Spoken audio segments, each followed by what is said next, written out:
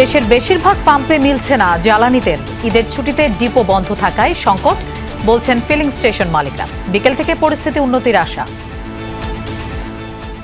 গাবতলে গেলাম, পেলাম না। রাস্তা গেলাম, পেলাম না। 7 রাস্তা গেলাম, পেলাম না। এখানে এসে বসে রয়েছে। তেলের দাম নাকি বাড়তে পারে, এর জন্য তারা লোকাল তেলটাকে মজুত করে একটা সিন্ডিকেটের তৈরি করছে। গাড়ি অলরেডি ডিপোতে গেছে, লোড নিচ্ছে, চলে আসতেছে গাড়ি, হয়তো 1-1.5 ঘন্টার মধ্যে চলে আসবে। আসলে আজকে আমরা আবার দিতে পারবো। ঈদ আনন্দ শেষে রাজধানীতে ফিরছেন মানুষ। বাস লঞ্চে স্বস্তিদায়ক যাত্রা।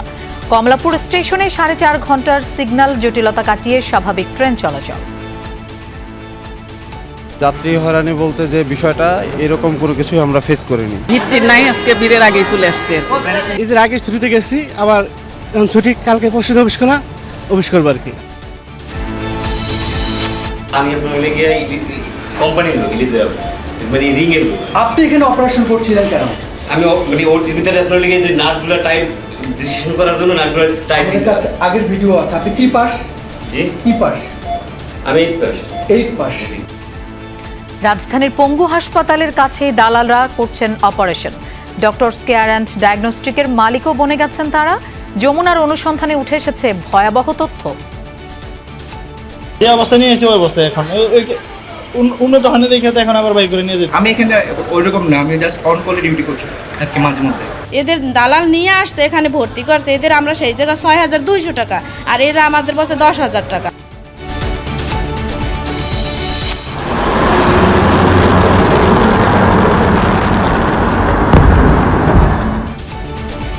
আরব আমিরাত এবং কুয়েতের মার্কিন ঘাঁটিতে ইরানের ব্যালিস্টিক মিসাইল। ক্লাস্টার বোমার আঘাতে ইসরায়েলের ব্যাপক ক্ষতি। ইরানের ড্রোন সাইটে মার্কিন হামলা। ঈদের তৃতীয় দিনেও সারা দেশের পর্যটন স্পটগুলোতে ভিড়। পাহাড়, সমুদ্রের সৌন্দর্য উপভোগ করছেন ভ্রমণ পিপাসুরা। ঢাকার বিনোদন কেন্দ্রগুলোতে সব বয়সী মানুষের ভিড়। ঠাকুরগাঁওয়ে খাল খনন কর্মসূচি উদ্বোধন করলেন স্থানীয় সরকার মন্ত্রী মির্জা ফখরুল। দুর্নীতি ও মব কঠোর হাতে দমনের হুঁশিয়ারি। রাঙ্গুনিয়া ইউনিয়ন বিএনপির বাসায় সশস্ত্র হামলা। মাসহ গুলিবিদ্ধ হয়েছেন ওসমান গনি। পাবনার সুজানগরে বিএনপির 2 গ্রুপের সংঘর্ষে গৃহবধূ নিহত।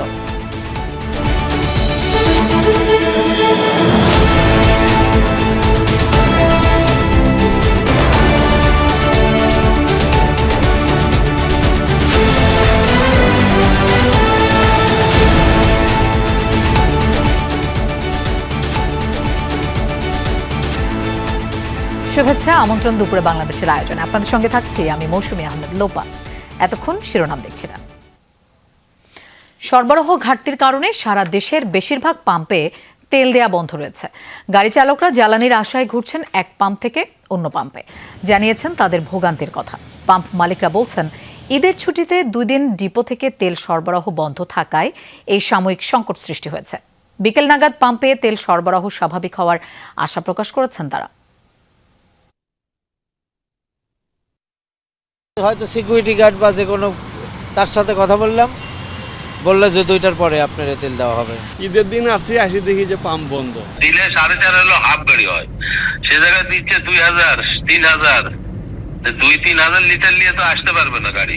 সুতরাং ওই তেলগুলো তো আনাও তো লস, কারণ এই গাড়ি ভাড়া ওটা পোষাবে না। এর ফলে হচ্ছে কি, ওই ল্যান্ডমেন্ট গুলান বাজারে বিক্রি হয়ে যাবে। হ্যাঁ, বিক্রি হয়ে গেলে হবে কি, তেল ঠিকই পাওয়া যাবে, উচ্চ মূল্যে গ্রাহকদের কিনতে হবে। দর্শক, আমরা জ্বালানির সংকটের বিষয়ে জানবো আমাদের সহকর্মীদের কাছ থেকে। শুরুতেই রাজধানীর পরিবাগে যেতে চাই, সেখানে আছেন তাজনুর ইসলাম। তাজনুর, ফিলিং স্টেশনগুলোতে কি তেল পৌঁছেছে কিনা, ঘাটতির বিষয়ে পাম্প স্টেশন কর্তৃপক্ষ কি বলছেন?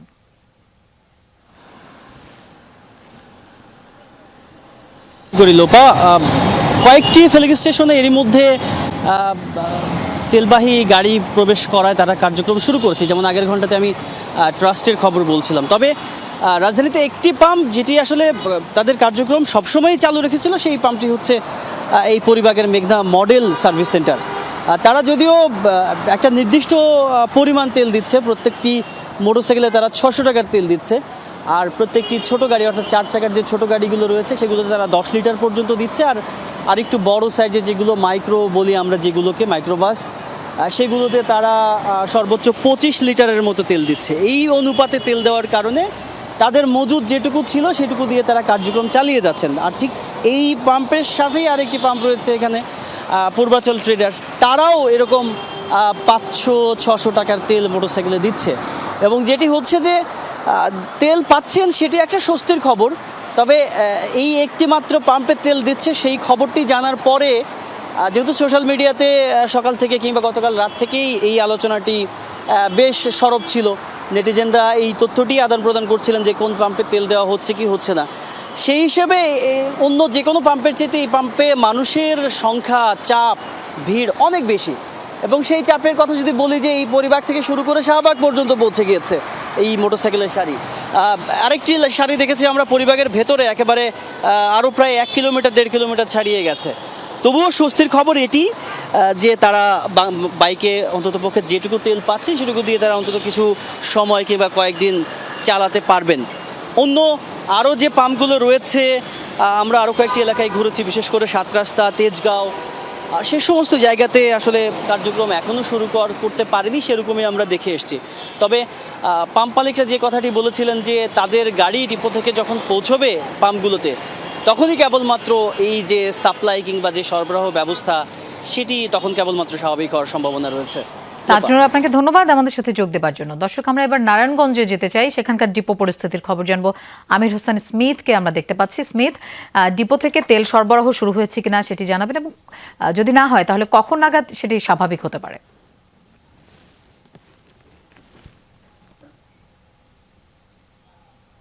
সকাল থেকে ডিপোগুলো থেকে তেল সরবরাহ শুরু হয়েছে। নারায়ণগঞ্জের যে 4টি তেল ডিপো রয়েছে, পদ্মা, মেঘনা এবং যমুনা, এই সব থেকে কিন্তু ঢাকা বিভাগের যে 13টি জেলা এবং ময়মনসিংহ এবং কুমিল্লা যে জেলাগুলো আছে সেগুলোতে কিন্তু তেল সরবরাহ করা হচ্ছে।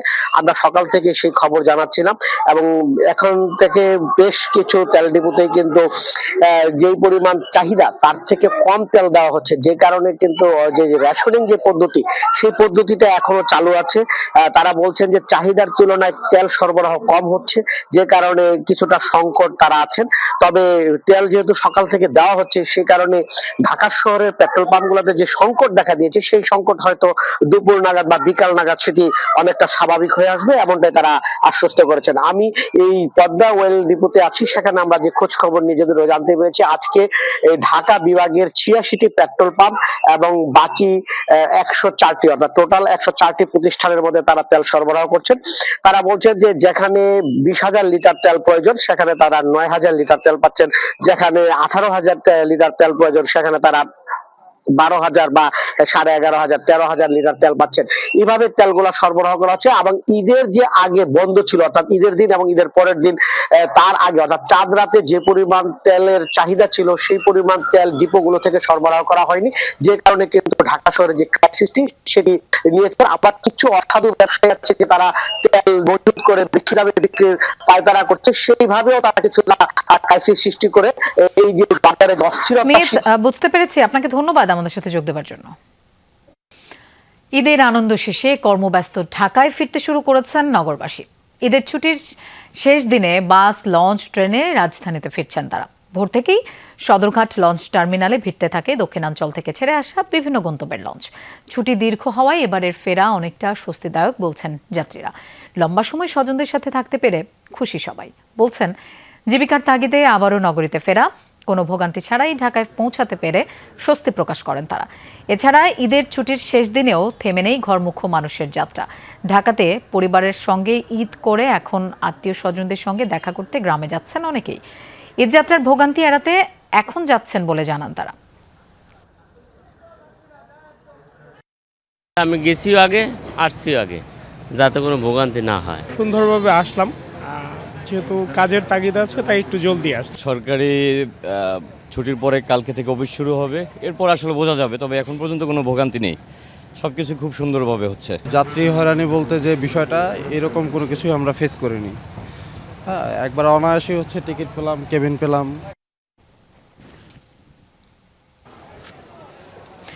ভোর রাত 4টা থেকে সকাল 8:30 পর্যন্ত কমলাপুর রেলওয়ে স্টেশনে সিগন্যালে ত্রুটি হওয়ায় ট্রেন পৌঁছাতে ও ছাড়তে কিছুটা বিলম্ব হয়েছে। সকাল 11টার পর তা স্বাভাবিক হয়। ঈদের ছুটির শেষ দিনেও ট্রেনেও রাজধানীতে ফিরছেন নগরবাসী ও কর্মজীবী মানুষেরা। মূলত আগামীকাল যাদের অফিস আছে তারা ফিরে আসছেন আগেভাগে। এছাড়া যাদের স্বজন ঢাকায় আছেন, ঈদ আনন্দ ভাগাভাগি করতে তারাও ফিরে আসছেন। এদিকে ঈদের সময় যারা বাড়ি যেতে পারেননি তাদের চাপও আছে কমলাপুর রেল স্টেশনে। দুর্ভোগ কমাতে রেল কর্তৃপক্ষ যথাযথ পদক্ষেপ নেওয়ার আহ্বান জানান যাত্রীরা। ঈদের সময় আমরা দাদু বাড়ি কেটেছি, এখন নানু বাড়ি যাব। ঈদের ছুটি ঢাকায় কাটাইছি, এখন বাড়িতে যাচ্ছি আর কি, বাবা মার সাথে দেখা করতে। না, অসুবিধা হচ্ছে না, 6টার ট্রেন ছিল, একটু লেট হচ্ছে। যাবেন অবস্থা যাচ্ছি, কক্সবাজার যাব না, পরিবার সহ যাচ্ছি।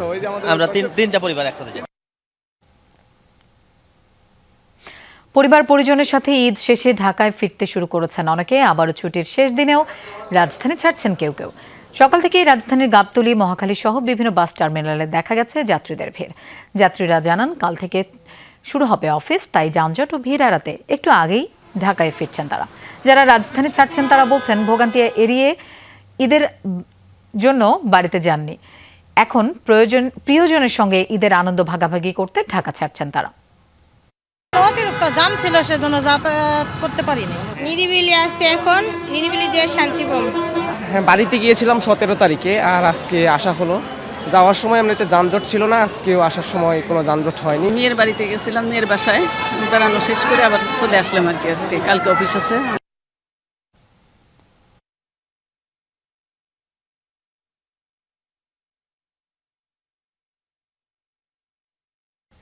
দর্শক, কিছুক্ষণ আগেই বলছিলাম ভোগান্তি এড়াতে অনেকেই ঈদের ছুটিতে এখন রাজধানী ছাড়ছেন, প্রিয়জনের সঙ্গে ঈদের আনন্দ ভাগাভাগি করতে যাচ্ছেন। আমরা সেই খবর জানবো। মহাখালী বাস টার্মিনালে আছেন আমাদের সহকর্মী আরিফুর রহমান সবুজ।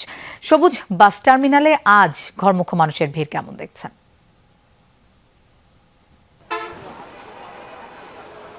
ঈদের সময় যেরকম ভিড় থাকে সেরকম কোনো ভিড় না, তবে সকাল থেকেই যারা আগে ঈদ করতে যান নাই বা ঈদের আগে বাড়িতে যেতে পারেননি তারা যাচ্ছেন, এবং প্রত্যেকটি টার্মিনালেই আমরা দেখেছি। মহাখালীতেও যেমন ভিড় রয়েছে, গাবতলীতেও একই রকম চিত্র, সায়দাবাদেও একই রকম চিত্র। মহাখালী থেকে 34টি রুটের বাস এখান থেকে ছাড়ে, এবং সকাল থেকে আমরা দেখেছি যে মানুষজন মূলত যাচ্ছেন, বলছেন যে এখানে ঈদ করেছেন, বাড়িতে গিয়ে বাড়িতে বাবা মা রয়েছে তাদের সঙ্গে একটু দেখা বা ঈদের আনন্দ ভাগাভাগি করলেই নয়, সেই কারণেই মূলত যাচ্ছেন। যেহেতু আগামীকাল এবং পরশুদিন দুদিনের অফিস খোলা রয়েছে, এই দুদিন ছুটি নিয়ে ফিরবেন 27 তারিখ বা 28 তারিখ, এবং 29 তারিখ ঈদ আবারও নতুন করে কর্মক্ষেত্রে যোগ দিবেন।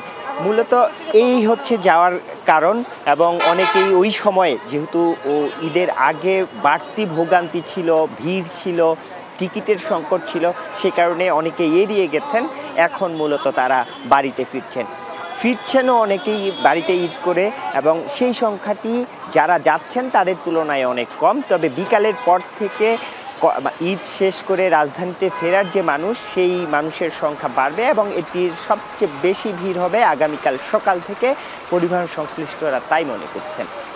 সবুজ, আপনাকে ধন্যবাদ আমাদের সাথে যোগ দেওয়ার জন্য। কেউ ছিলেন সরকারি হাসপাতালের দালাল, কেউ বা ডাক্তারের চেম্বারের কর্মচারী, তারাই এখন নিয়মিত অস্ত্রোপচার করছেন, তাও রাজধানীতে বসে। শুধু তাই নয়, রাজধানীর কলেজ গেটে ডক্টরস কেয়ার অ্যান্ড ডায়াগনস্টিক সেন্টারের মালিকও বনেছেন তারা। জিহাদ ইসলামের ক্যামেরায় আরও জানাচ্ছেন হাসান মেজবা। সুস্থ এক তরুণ, হাতে ব্যান্ডেজ লাগিয়ে আহত সাজানো হলো, উদ্দেশ্য ভুয়া অর্থোপেডিক সার্জন ধরা। তাকে নিয়ে রাজধানীর কলেজ গেটের ডক্টরস কেয়ার হাসপাতালে চিকিৎসক ওটিতে আছেন বলা হলে সেখানে গিয়ে দেখা গেল 2 ওটিতে 2 রোগী। অপারেশন শুরু হবে একটু পর। ঘটনা টের পেয়ে রোগীদের বের করে নিয়ে যাওয়া হয়। 3 মাস পর আবারও রোগীর স্বজন সেজে এই হাসপাতালে ভাঙা হাতের অস্ত্রোপচারে 35,000 টাকা চাইলেন পরিচালক লাবলু মিয়া। পরে 20,000 টাকায় রাজি হন তিনি।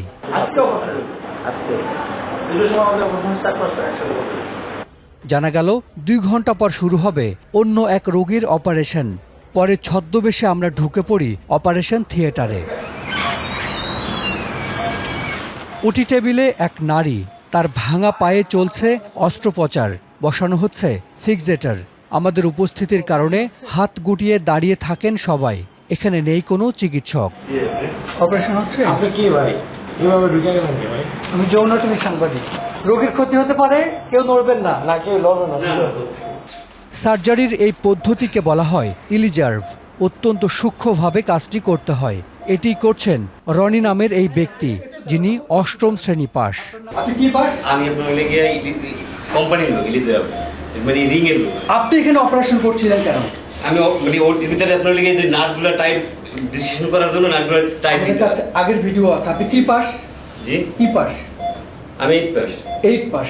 আমি ইমপ্ল্যান্ট কোম্পানির লোক এই ড্রেসে থাকবে না? ওটির ভিতরে ডক্টরদের সহযোগিতা নো। নিখুঁতভাবে এই সার্জারির জন্য ব্যবহার করা হয় বিশেষ প্রযুক্তি C-arm, কিন্তু এখানে ব্যবহার হচ্ছে ভাড়ায় আনা পোর্টেবল এক্স-রে। আমার নাম আমিন। কোথা থেকে এসেছেন আপনি? আমি মুন্নি এক্স-রে সামনে। মুন্নি এক্স-রে। রনি ছাড়াও লাবলু, দুলাল, ফরিদ এই 4 জন নিয়মিত অস্ত্রোপচার করেন এখানে। অর্থোপেডিকের সব ধরনের অপারেশন করেন তারাই, অথচ এদের কেউই মাধ্যমিকের গণ্ডিও পার করেননি। এবার ভুয়া সার্জন দুলাল মিয়ার কক্ষে গিয়ে দেখা মিলল না তার। সটকে পড়েছেন তিনি।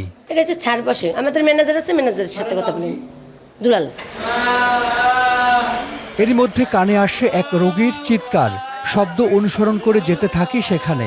একটি কেবিনে ভর্তি এই রোগী সড়ক দুর্ঘটনায় মাথায় আঘাত পেয়েছেন।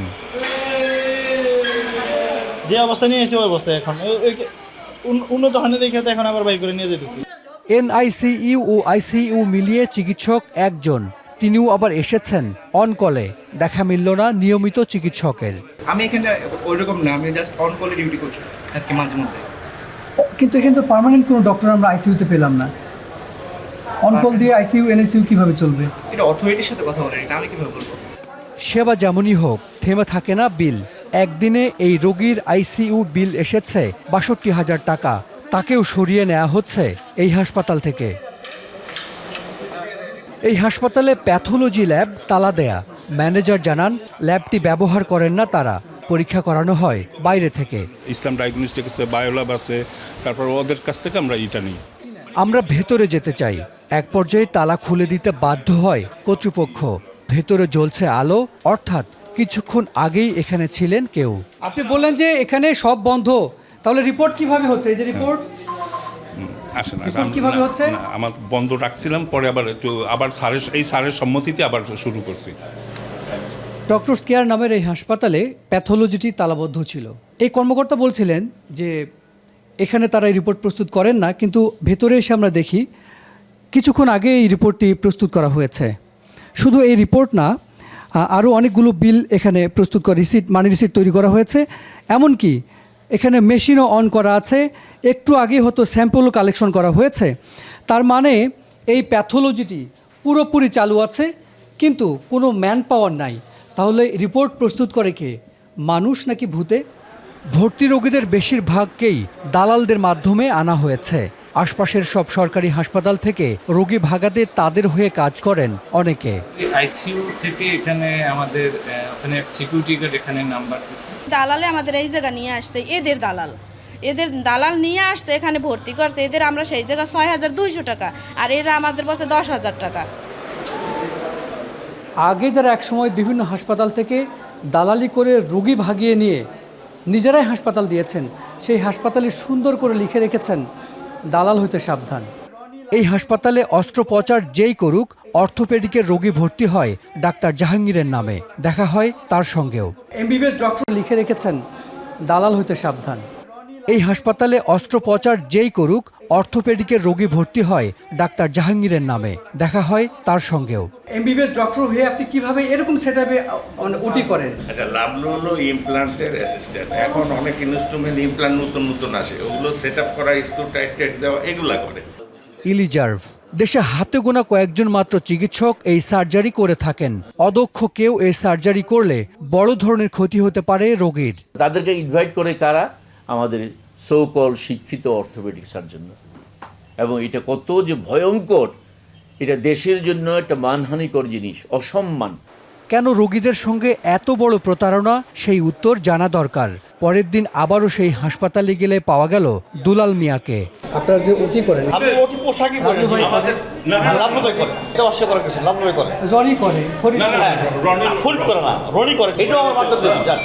এক পর্যায়ে শুরু হয় সংবাদ প্রচার না করার অনুরোধ। চেষ্টা করা হয় টাকা দিয়ে ম্যানেজ করার। এবার যমুনার ক্যামেরায় সাক্ষাৎকার নেয়ার চেষ্টা, তাতে অপ্রস্তুত হয় কর্তৃপক্ষ। হাসপাতাল ছাড়েন দুলাল মিয়া। আপনি একসময় পঙ্গু হাসপাতালের দালাল ছিলেন, এখন একটা হাসপাতালের মালিক, এবং আপনার হাসপাতালে যারা ডাক্তার নয় তারা ওটি করে। আপনার বক্তব্য? অফিসে যান, আসতেছে ভাই। একসময় দৌড় দিয়ে নিজেকে আড়াল করেন দালাল থেকে হাসপাতালের মালিক বনে যাওয়া এই ব্যক্তি। একটু উত্তর দিয়ে যান। হাসান মিসবা, যমুনা নিউজ। ঈদের শেষ দিনের ছুটিতে পর্যটন কেন্দ্র এবং দর্শনীয় স্থানগুলোতে ঘুরে বেড়াচ্ছেন অনেকেই। সিলেটের পর্যটন কেন্দ্রগুলোর চিত্র আমরা এবার দেখব। জাফলংয়ে আছেন সহকর্মী মাহবুবুর রহমান রিপন, তার সাথে কথা বলবো। রিপন, ভ্রমণ পিপাসুদের সমাগম কেমন দেখছেন? প্রকৃতির সৌন্দর্য কতটা উপভোগ করছেন তারা? রিপন, ভ্রমণ পিপাসুদের ভিড় কেমন দেখছেন পর্যটন স্পটগুলোতে, আর তারা কি বলছেন, কেমন আনন্দ উদযাপন করছেন ঈদে? লোপা, মূলত আমরা এই মুহূর্তে জাফলংয়ে রয়েছে, সকাল থেকেই দেখছিলাম বিপুল সংখ্যক পর্যটক কিন্তু এই মুহূর্তে জাফলংয়ে রয়েছে। যদিও আজকে ঈদের তৃতীয় দিন এবং ছুটির শেষ দিন, তারপরেও পর্যটকদের ভিড় দেখে মনে হচ্ছে আরও 2-1 দিন এরকম ভিড় থাকবে। আমরা একটু কথা বলতে চাই আমাদের সাথে টুরিস্ট পুলিশের যিনি ওসি তিনি রয়েছেন, তপন তালুকদার। আপনি একটু বলবেন যে পর্যটকদের ভিড় আসলে কেমন দেখছেন এবং কেমন হচ্ছে এবং কোথায় আপনারা নিরাপত্তার বেশি দিতে হচ্ছে?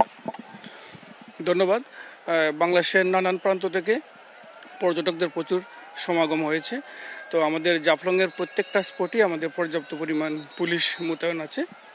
তো পর্যটকরা নির্বিঘ্নেই ঈদ আনন্দ উপভোগ করতে পারবে।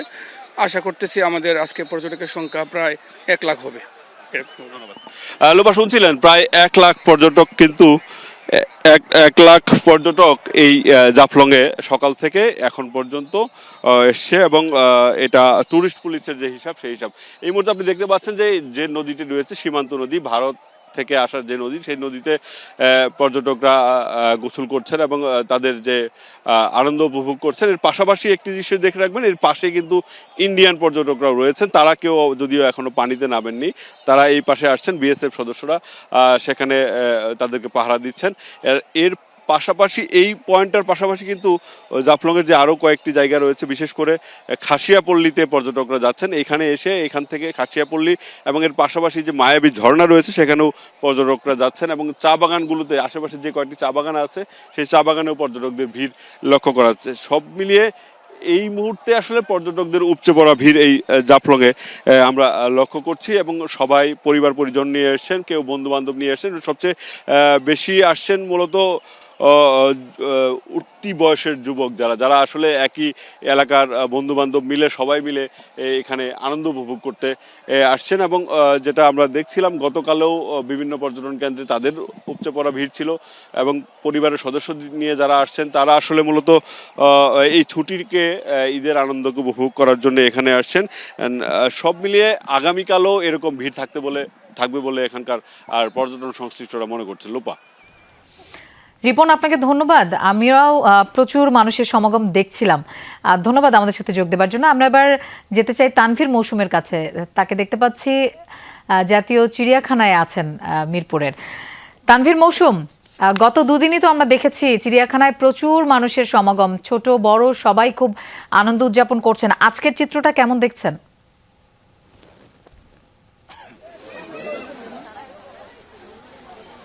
আজকের চিত্রটা আসলে গত কয়েকদিনের তুলনায় ব্যতিক্রম নয় এবং এখন এই মুহূর্তে আসলে আরো বেশি স্পষ্টভাবে দেখা যাচ্ছে যে কি পরিমাণ মানুষ সমাগম, পর্যটকদের সমাগম এখানে হয়েছে। আসলে ঈদের এই ছুটিটাকে আসলে সবাই কাজে লাগাতে চাচ্ছেন এবং যেহেতু আজকে ঈদের ছুটির শেষ দিন সেহেতু আমরা দেখতে পাচ্ছি যে আসলে কি পরিমাণ মানুষ এসেছে এবং তারা সবাই আসলে পরিবারের অন্যান্য সদস্য যারা আছে, পরিবারের অন্যান্য সদস্যদেরকে নিয়ে এসেছে এবং পরিবারের শিশু সন্তান যারা আছে তাদেরকে চিড়িয়াখানার যে এই পরিবেশ, সে পরিবেশের সাথে পরিচিত করানোর জন্য সে পরিবেশে কিছুটা ঈদের আনন্দ যতটুকু উদযাপন করা যায় এই ঢাকা শহরে থেকে সেই চেষ্টা তারা করছিলেন। এবং আমরা অনেককেই দেখেছি যারা এই প্রথমবারের মতো ঈদ করতে ঢাকা শহরে এসেছেন, তারাও কিন্তু আজকে চিড়িয়াখানায় এসে এই যে চিড়িয়াখানায় ঘোরার সুযোগ এবং এখানকার যে সবুজ প্রকৃতি এবং পশু পাখির সান্নিধ্য, সেটি কিন্তু তারা হাতছাড়া করতে চাননি। এছাড়া আমরা দেখেছি যে অনেক দর্শনার্থী তারা পরিবার নিয়ে এসেছেন এবং পরিবারের অনেক সদস্যরা তাদেরকে নিয়ে এসে এখানে তারা বন ভোজন করেছেন, পিকনিক করেছেন। এবং এক্ষেত্রেও তাদের যে পরিকল্পনাটি ছিল যে বাসার বাইরে একটি লম্বা সময় কাটানো এবং সেখানে একটি যে এই পিকনিক বা বনভোজনের মাধ্যমে যে ব্যতিক্রমী আয়োজন সেটি আসলে করার। চিড়িয়াখানায় আসলে আমরা অনেক সময় দেখতে পাই এরকম এখনো যারা আসলে এই বনভোজনের প্রচলনটাকে টিকিয়ে রেখেছেন। এবং এখন পর্যন্ত আমরা দেখছি আসলে যে পরিমাণে মানুষ বেরোচ্ছে তার চেয়ে কিন্তু অনেক পরিমাণে মানুষ এখনো প্রবেশ করছে এবং বলা যায় বিকেল সন্ধ্যার আগ মুহূর্ত পর্যন্ত যে সময়টুকু আছে সে সময় আসলে দর্শনার্থীরা এই ঈদের আনন্দ চিড়িয়াখানায় এসে উপভোগ করবেন। আমার কাছে এই ছিল সর্বশেষ। তানভীর মৌসুম, আপনাকে ধন্যবাদ আমাদের সাথে যোগ দেওয়ার জন্য।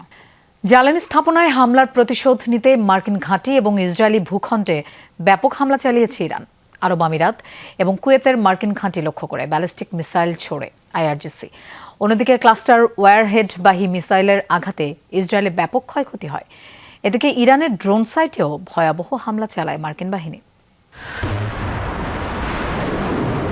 সংযুক্ত আরব আমিরাত এবং কুয়েতে অবস্থিত মার্কিন ঘাঁটি লক্ষ্য করে ব্যালিস্টিক মিসাইল ছোড়ে আইআরজিসি। আল মিনহাদ এবং সালেম বিমান ঘাঁটি লক্ষ্য করে ছোড়া হয় এসব ক্ষেপণাস্ত্র।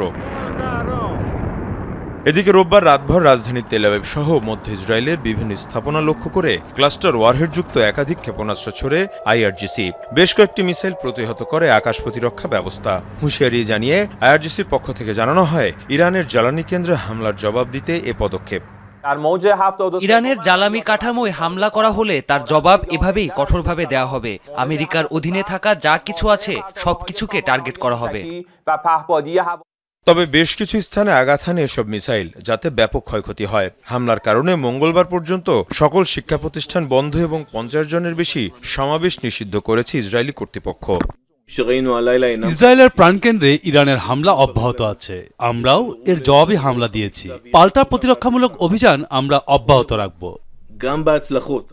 এদিকে ইরান জুড়ে অব্যাহত আছে যুক্তরাষ্ট্র ইসরায়েলের যৌথ হামলা। আইআরজিসির একাধিক ড্রোন সাইটে চালানো হয় অভিযান, যাতে ব্যাপক ক্ষয়ক্ষতি হয়। এসব ড্রোন ধ্বংসের ফুটেজও প্রকাশ করে মার্কিন সেন্টকম। গেল 24 ঘন্টায় ইরানের বিভিন্ন প্রদেশে 2 শতাধিকবার হামলা করেছে ইসরায়েল যুক্তরাষ্ট্র। মীর মুশফিকা হাসান, যমুনা নিউজ। যুক্তরাষ্ট্র ইসরায়েলের হামলা উপেক্ষা করে ইরানের রাজধানী তেহরানে সরকারের সমর্থন র্যালি করেছে সাধারণ মানুষ। রোববার সন্ধ্যায় এই সমাবেশ অনুষ্ঠিত হয়। এ সময় ইরানের জাতীয় পতাকা ও নতুন সর্বোচ্চ নেতা মুজতাবা খামেনির ছবি নিয়ে হাজির হন ইরানিরা। নিজ দেশে মার্কিন ইসরায়েলি আগ্রাসনের বিরুদ্ধে স্লোগান দেন। হরমুজ প্রণালী ইস্যুতেও ইরান সরকারের অবস্থানকে সমর্থন জানান তারা। মার্কিন প্রেসিডেন্ট ডোনাল্ড ট্রাম্পকেও কটাক্ষ করতে শোনা যায়। এর আগে যুদ্ধের মধ্যে আন্তর্জাতিক কুদস দিবসেও হাজার হাজার ইরানি মিছিল করেছেন।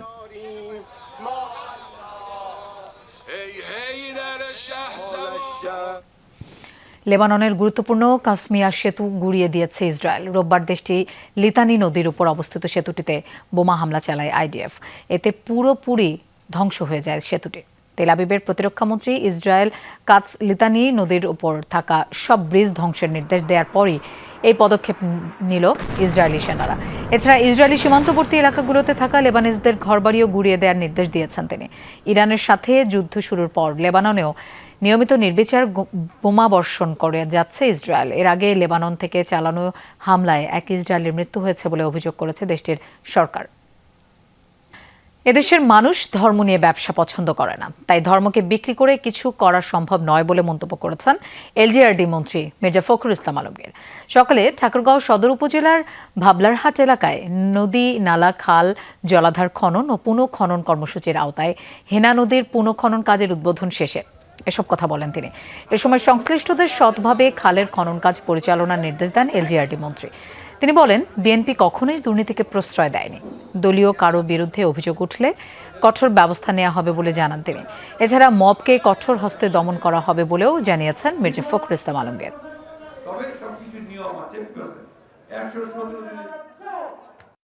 ধর্মটাকে বিক্রি করে কিছু করা যায় না। ধর্মটা মানুষের অন্তরের ব্যাপার এবং সেটা বাংলাদেশের মানুষ ৯৫ মানুষ হচ্ছে ধার্মিক লোক। ধর্মকে তারা ভালোবাসে, শ্রদ্ধা করে, সম্মান করে, ধর্ম নিয়ে ব্যবসা পছন্দ করে। পাবনার সুজানগরে এলাকায় আধিপত্য বিস্তারকে কেন্দ্র করে দুই গ্রুপের সংঘর্ষে এক গৃহবধূ নিহত হয়েছে, আহত অন্তত ৫ জন। সকালে উপজেলার ভিটবিলা পশ্চিমপাড়া গ্রামে এই ঘটনা ঘটে। পুলিশ জানায় আধিপত্য বিস্তার নিয়ে হাটখালী ইউনিয়নের রাফিউল ইসলাম রাজা গ্রুপের সাথে ভিটবিলা গ্রামের ইসলাম খা গ্রুপের দীর্ঘদিনের বিরোধ। সেই জেরে গতরাতে দুই গ্রুপের মধ্যে মারামারি হয়। পরে আজ সকালে ইসলাম খা গ্রুপের লোকজন লাঠি সোঁটা নিয়ে এলাকায় জড়ো হলে তাদের উপর গুলি চালায় রাজা গ্রুপের লোকজন। ভাঙচুর করা হয় বাড়িঘর। এ সময় গুলিবিদ্ধ হয়ে চায়না খাতুন নামের এক গৃহবধূ ঘটনাস্থলেই মারা যায়। পরে আহতদের উদ্ধার করে উপজেলা স্বাস্থ্য কমপ্লেক্সে ভর্তি করে স্থানীয়রা।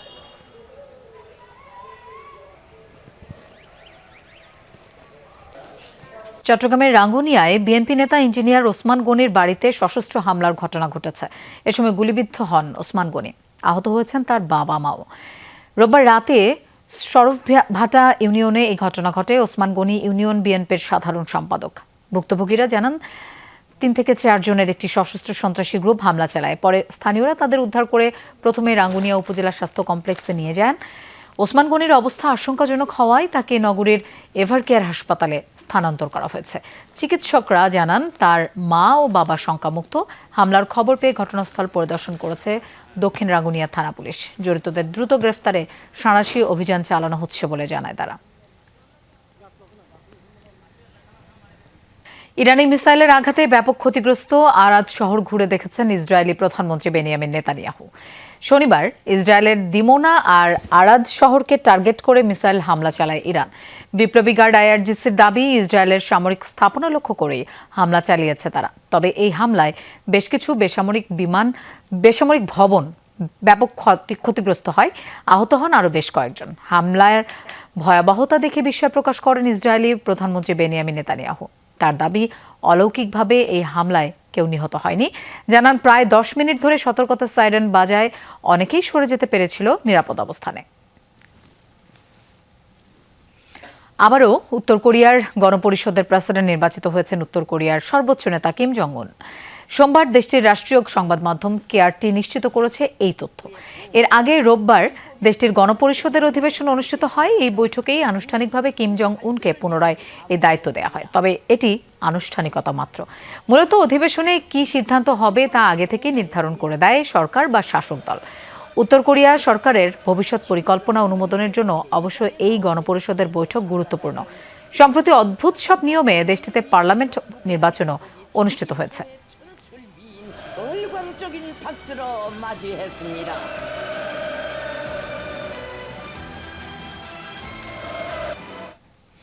দর্শক, এই ছিল দুপুরে বাংলাদেশের আয়োজনে। আর এতক্ষণ সাথে থাকার জন্য ধন্যবাদ সবাইকে।